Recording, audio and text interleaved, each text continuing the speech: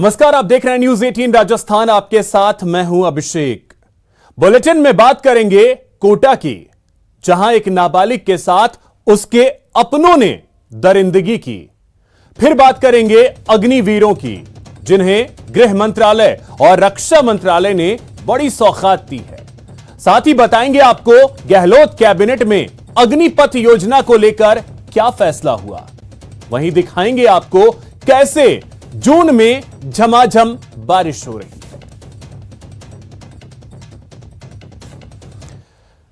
देश भर में युवाओं के भारी विरोध को देखते हुए केंद्र सरकार की अग्निपथ योजना में सौगातों की बारिश हो रही है।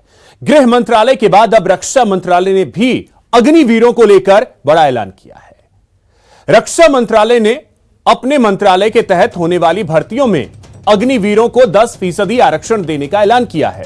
रक्षा मंत्रालय की ओर से किए गए ट्वीट में यह कहा गया है कि मंत्रालय की भर्तियों में अग्निवीरों के लिए 10% आरक्षण के प्रस्ताव को रक्षा मंत्री राजनाथ सिंह ने मंजूरी दे दी है।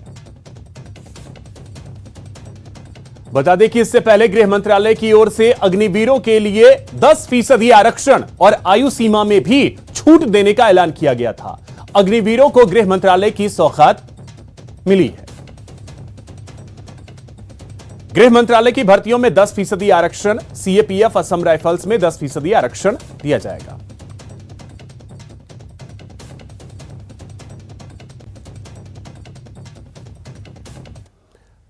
वहीं बड़ी खबर आपको बता दें, अग्निपथ योजना का विरोध, गहलोत कैबिनेट ने प्रस्ताव पारित किया है। केंद्र सरकार अग्निपथ योजना को वापस ले, युवाओं से शांतिपूर्ण अहिंसक आंदोलन की अपील भी की गई है। अग्निपथ के विरोध में कल कांग्रेस तिरंगा रैली निकालेगी। अग्निपथ स्कीम को लेकर आज गहलोत कैबिनेट की बैठक हुई, जिसके बाद मंत्री प्रताप सिंह खाचरियावास और ममता भूपेश की प्रेस कॉन्फ्रेंस हुई और अग्निपथ योजना को सेना के लिए एक कमजोर योजना बताया। साथ ही बताया कि कैबिनेट में इस स्कीम को वापस लेने का प्रस्ताव पारित किया गया है।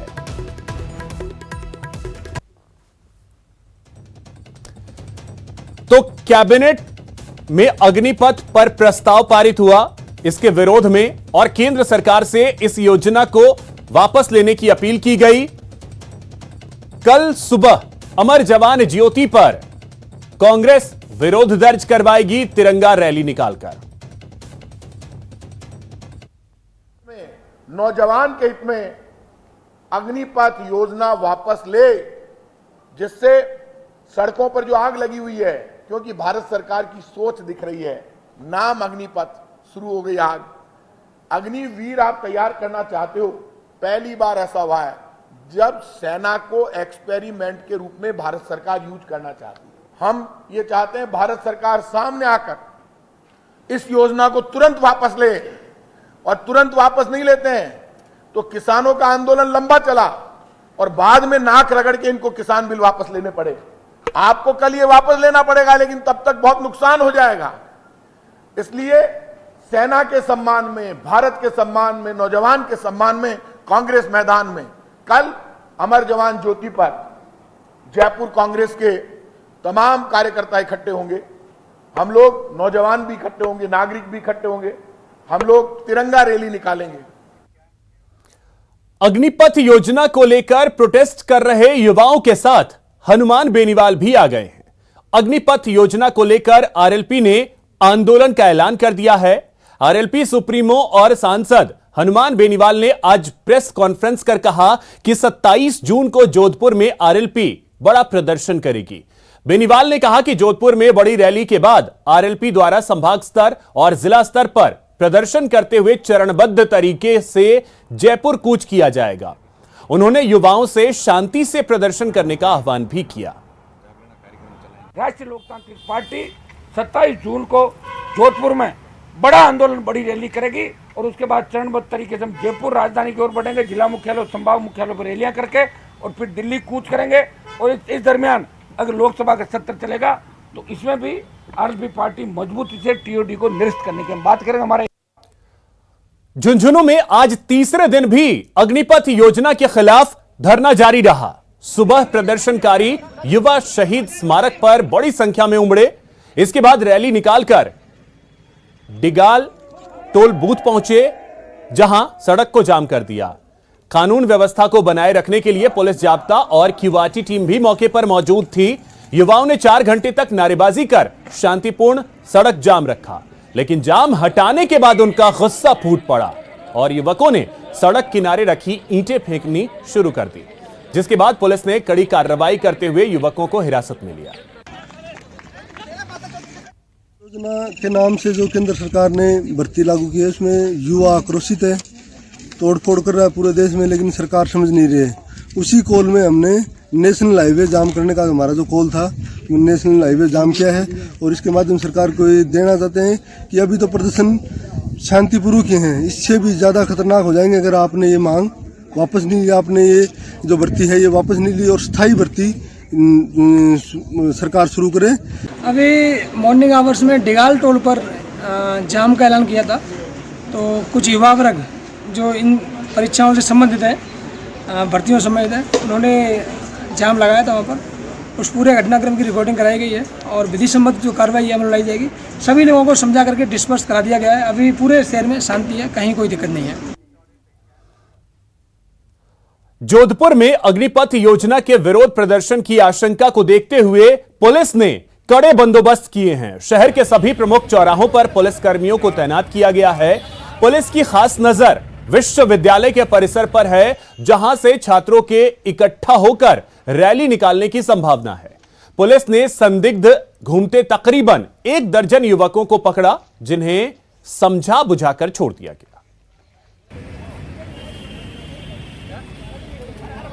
संपत्ति को या किसी और संपत्ति को नुकसान पहुंचा के किसी का हित इसमें नहीं है और जिस भी युवा के खिलाफ जो ऐसे हरकतें करता है, अगर मुकदमा दर्ज होता है तो उसके भविष्य में उसके जो एम्प्लॉयमेंट है उस पर भी प्रभाव पड़ेगा। इसीलिए किसी भावुकता में या बहकावे में आकर इस तरह की हरकत ना करें कि आपके पूरे कैरियर पर उसका फर्क पड़े और देश की संपत्ति को, सरकारी संपत्ति को नुकसान पहुंचे। ये तो उनसे अपील है और आज के लिए हमने व्यवस्थाएं करवाई, अलग अलग जगहों पर अलग अलग अधिकारियों को डिप्लॉयमेंट कर रखा है। और चलिए अब बात करते हैं नवनीत राणा की, जो कि कोटा पहुंचे। अपने 1 दिवसीय दौरे पर कोटा पहुंची महाराष्ट्र के अमरावती से सांसद नवनीत राणा ने आज महिला सशक्तिकरण कार्यक्रम में शिरकत की। इस दौरान भाजपा की कई महिलाएं भी मौजूद रहीं। नवनीत राणा ने अग्निपथ योजना का समर्थन करते हुए कहा कि इस योजना का लाभ देश के युवाओं को मिलेगा, लेकिन कुछ असामाजिक तत्व के लोग इन युवाओं को भड़काने का काम कर रहे हैं। इस योजना के बाद भी देश के युवाओं को काफी कुछ सीखने को मिलेगा और अन्य नौकरियों में भी इस योजना के बाद काफी लाभ मिलेगा।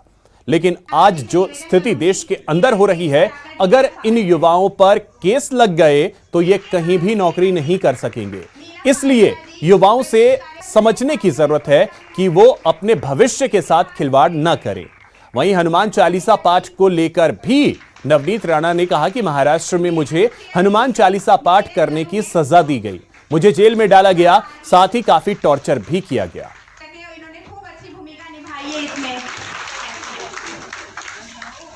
तो नवनीत राणा जो कि कोटा पहुंची, कोटा में महिला सशक्तिकरण के कार्यक्रम में उन्होंने शिरकत की।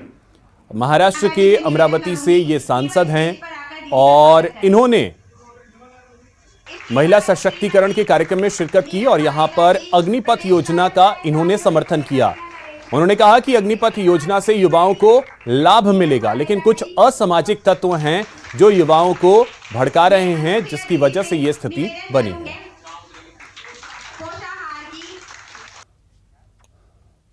ब्रेक के बाद आपका स्वागत है। टोंक के बाबरों के चौक बाजार में पहली बारिश में ही नगर परिषद की पोल खुल गई। आधे घंटे की बारिश में सड़कें दरिया बन गई। बारिश के पानी में देखते ही देखते एक ट्रैक्टर बहने लगा। कुछ दूर बहने के बाद एक मोड़ पर जाकर ट्रैक्टर फंस गया। शहर के नालों की सफाई नहीं हुई है, ऐसे में हल्की बारिश से ही ऐसे हालात बन गए। ये तस्वीरें सबसे पहले न्यूज़ 18 राजस्थान पर हम आपको दिखा रहे हैं। ये पहली बारिश है, आप अंदाजा लगा सकते हैं, ये पहली बारिश है और वो भी प्री मॉनसून बारिश। और अगर पहली बारिश में ये स्थिति है तो आप अंदाजा लगाइए कि अभी पूरे बारिश का मौसम बचा हुआ है, तो फिर टोंक शहर का क्या हाल है। अब सवाल ये उठता है कि जो दावे किए जाते हैं नगर परिषद की तरफ से कि नालों की सफाई कर ली गई है, बरसात में स्थिति बिल्कुल काबू में रहेंगे, उन दावों का क्या? अब ये ट्रैक्टर जो है वो किस तरीके से बहता नजर आया, आप तस्वीरों में देख सकते हैं। अधिक जानकारी के साथ सहयोगी दौलत हमारे साथ जुड़ गए। दौलत, पहली बारिश और कुछ ही घंटे की बारिश में यह स्थिति, यानी नगर परिषद ने कोई तैयारी नहीं की है बारिश की? बिल्कुल अभिषेक, मैं आपको बताना चाहूंगा कि पहली बारिश और सिर्फ आधे घंटे की बारिश में टोंक नगर परिषद की पोल खोलकर रख दी है। सुबह जब मानसून की तैयारियों को लेकर जब लाइव पे खड़े थे, हम बात कर रहे थे, शहर के 50 से ज्यादा जो नाले हैं उनकी सफाई नहीं हुई है। और ये टोंक का पुरानी टोंक इलाका है, यहाँ हल्की से छोटी जो कम बारिश होती है, हर साल यही हालात बनते हैं। बावजूद इसके नगर परिषद ने किसी तरह की शुद्ध नहीं ली है और जिस तरह हर साल यही हालात बनते हैं वही हालात आज देखने को मिले हैं। मानसून पूर्व की जो पहली बारिश थी, आज पहली बारिश आधे घंटे की बारिश में ये ट्रैक्टर जो बहा वो तो दिखाई दे रहा है। इसके अलावा दुकानों में, घरों में पानी भर गया।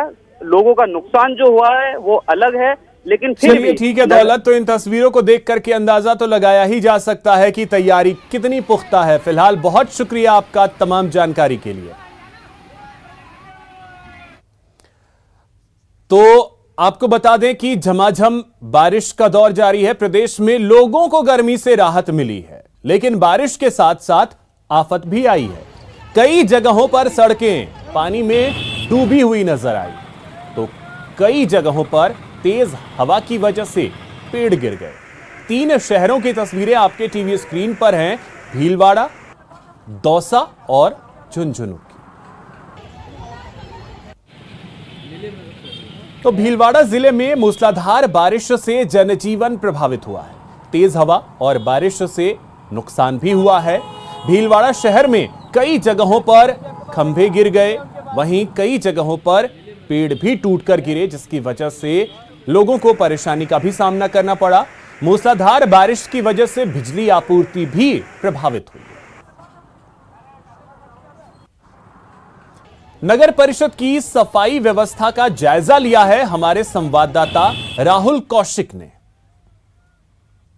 भीलवाड़ा में पहली भारी बारिश हुई है और आप देख सकते हैं सड़कें पानी से लबालब भर चुकी है। जहां दूर दूर तक नजर जाए वहां तक पानी भरा हुआ है। लोगों को मशक्कत करनी पड़ रही है पानी में से निकलने की। इनसे दिखाना चाहूँगा कि उस तरफ दिखाए जहाँ पे ट्रैफिक जाम है, पूरी तरह ट्रैफिक जाम हो रहा है। यहाँ पे ट्रैफिक पुलिस भी नदारत है और लोगों का आप देख सकते हैं कि वो किस प्रकार संघर्ष कर रहे हैं पानी के बीच में और निकलने की कोशिश कर रहे हैं। ये बस स्टैंड के बाहर का नज़ारा है।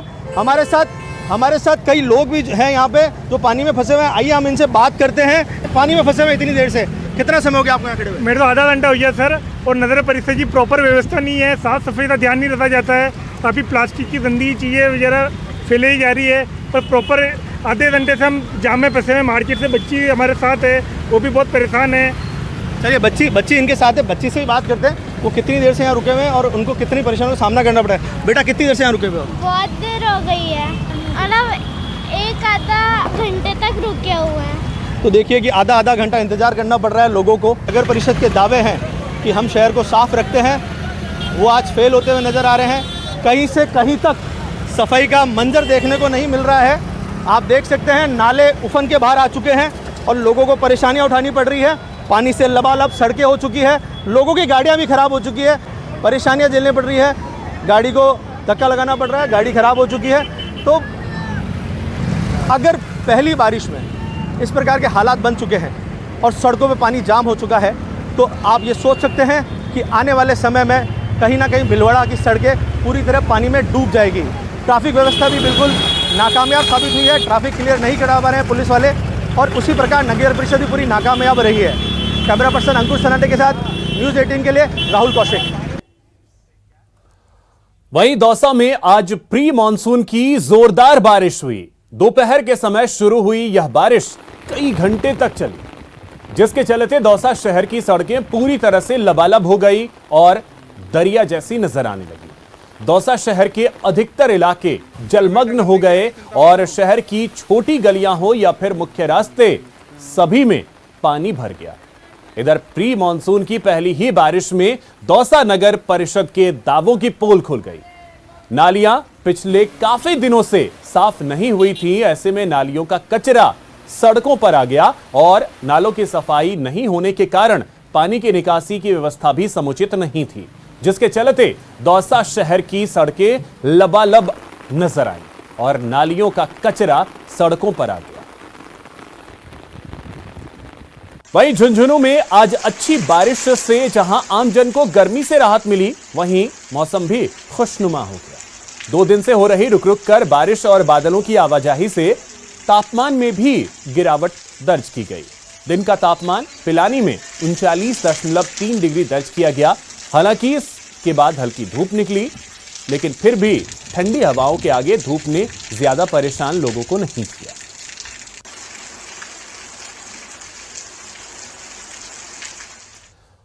वहीं सिरोही में मॉनसून को लेकर जल बिरादरी और स्थानीय प्रशासन की मदद से नदी व तालाबों में सफाई की जा रही है। सिरोही नगर परिषद स्थानीय प्रशासन 26 नालों में से वर्तमान में 21 नालों की सफाई कर चुका है और आगे भी नालों की सफाई को लेकर न्यूज 18 संवाददाता प्रतीक सोलंकी नगर परिषद के अधिकारियों से बात करके शहर की व्यवस्थाओं का हाल जाना। जो सफाई चल रही है उसमें सबसे बड़ी दुविधा होती है प्लास्टिक, और प्लास्टिक के लिए बैन लग रहा है 1 जुलाई से। मैं जनता से भी अपील करना चाहूँगा कि आने वाले समय में आप सिंगल यूज़ प्लास्टिक का बिल्कुल प्रयोग बंद करें और हमें सहयोग करें, क्योंकि कोई भी चीज़ पानी में गल जाती है, चाहे कपड़ा हो चाहे ये हो कागज़ वगैरह, पर प्लास्टिक भी डिस्ट्रॉय नहीं होता। प्लास्टिक के लिए बहुत ही बड़ी समस्या है, जो आने वाले जो हमारे राज्य सरकार ने फैसला लिया है कि हमारे लिए बहुत लाभदायक रहेगा। वहीं बताया जा रहा है कि जर्जर मकान जो है, कई टूटे फूटे मकान है, अगर मानसून में बारिश अगर ज़्यादा आ जाती है तो उनको किस प्रकार डिटेक्ट किया जा रहा है अभी, क्योंकि अगर बारिश अगर एकदम आ जाती है तो मकान टूटने के और हादसे होने की भी संभावना बताई जा रही है। सिरोही शहर में अभी 2-3 बिल्डिंग तो जो पुराने जर्जर भवन थे, जैसे मलेरिया ऑफिस हुआ, ये सदर बाजार के अंदर JNVC की दुकानें थी, उनको उन्होंने हमारे ध्यान में लाया और हमने उसको चेक किया, वास्तव में जर्जर थे, तो कलेक्टर साहब ने हमें निर्देशित किया कि इसको तोड़ा जाए, तो उसको हमने तोड़ दिए हैं और अगर कोई ऐसी चीज़ बताता है हमको तो उसके लिए हम कार्रवाई के लिए तत्पर रहेंगे। यहां रुकेंगे एक छोटे